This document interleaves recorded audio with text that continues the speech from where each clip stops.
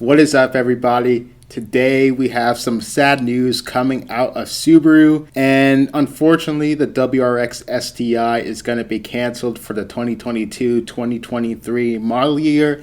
It came out in this new press release that reads, "As the automotive marketplace continues to move towards electrification, Subaru is focused on how our future sports and performance cars should evolve to meet the needs of changing marketplace and regulations and requirements for greenhouse gases, zero emissions vehicles, and corporate average fuel economy." As part of that effort, Subaru is exploring opportunities for the next generation of WRX STI, including electrification. In the meantime, a next generation internal combustion WRX will not be produced based upon the new WRX platform. The Subaru WRX STI and STI brand represents the zenith of Subaru's performance vehicles, exemplifying Subaru's unique DNA and rally heritage. As we look to the future, we also look forward to incorporating the essence of STI into our next generation of vehicles. So yeah, this basically confirms that we are not getting the WRX STI for now. And a couple of initial thoughts. I just thought that this makes the overall lack of improvement of the WRX looks even worse than before. There was little horsepower improvement, only 3 horsepower, and the same torque, even with the bigger 2.4 liter engine. Before, the overall sentence was that they didn't increase the power to make room for the STI, and the real work and improvement would be in that STI with that new 2.4 liter. And we have seen reports from before saying that WRX could get, 400 horsepower, and that they were trying to benchmark that new 2.4 liter engine against the top of Mercedes. And as we know, Mercedes has one of the most powerful 2 liter engines out there in the Mercedes A-Class CLA 45 and also the GLA 45. And it makes 415 horsepower and 368 pound-feet of torque in the S models, and then 382 horsepower and 354 pound-feet of torque in the normal models.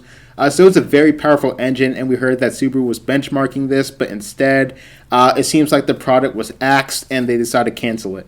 But in the end, I wouldn't have been surprised if there was no really performance improvement in the STI model, but I was expecting there to be an STI model.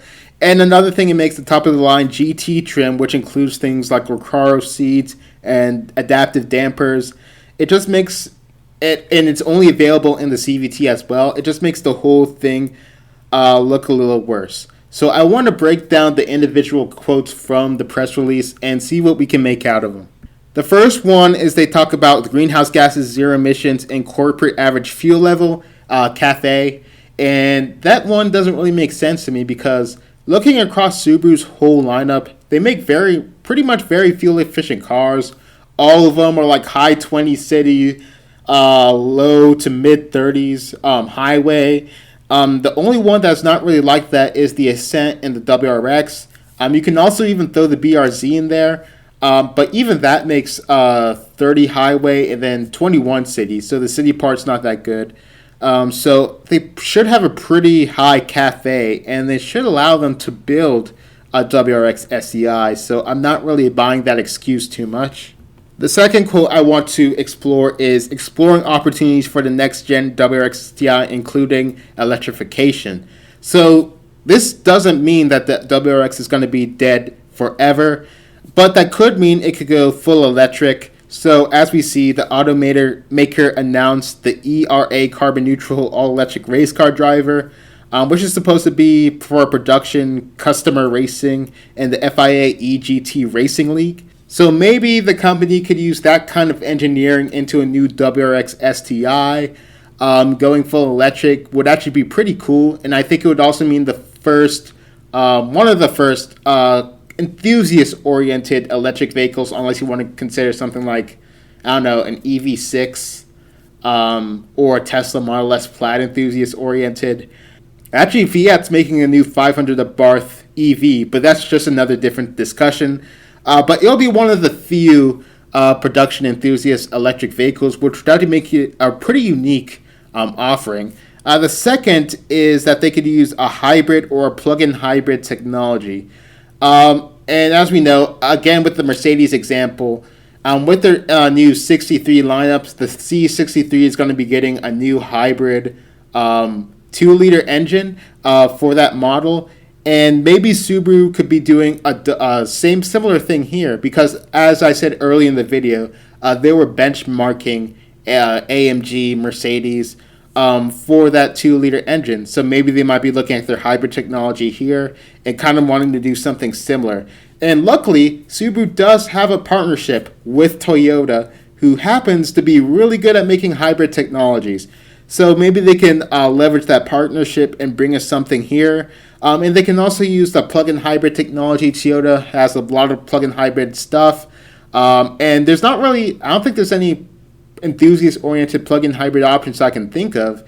So having that versatility of being able to run electric-oriented but still be able to have fun would be really cool for the WRX.